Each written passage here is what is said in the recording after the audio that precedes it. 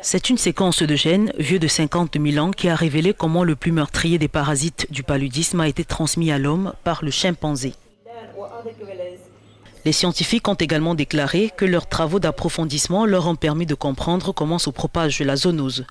un agent pathogène pouvant infecter les animaux qui acquièrent des modifications génétiques, lui permettant d'infecter les humains comme cela a été le cas pour des maladies telles que la grippe et le virus Ebola.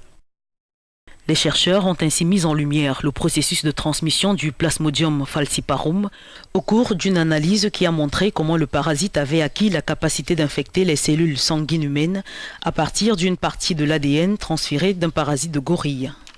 Il produit une protéine appelée RH5 qui se lie à un récepteur de protéines dans les globules rouges humains.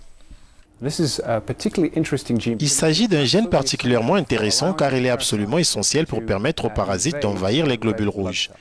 Et nous pourrions essayer de revenir en arrière pour faire une sorte d'archéologie et recréer la séquence de celui-ci, comme cela aurait pu se passer il y a 50 000 ans, lorsque ce parasite est passé de l'infection des gorilles à la possibilité d'infecter les humains. Le biologiste ajoute que dans l'histoire de l'humanité, il a été estimé que le paludisme est responsable de plus de décès humains que toute autre maladie. Si nous pouvons comprendre la voie utilisée par le parasite pour passer des gorilles aux humains, ce qui pourrait théoriquement se reproduire, même si nous pensons que cela est très improbable, nous avons au moins déterminé la voie moléculaire que nous pourrions étudier pour essayer de préempter tout type de transfert qui pourrait se reproduire à l'avenir. Selon les données de l'Organisation mondiale de la santé,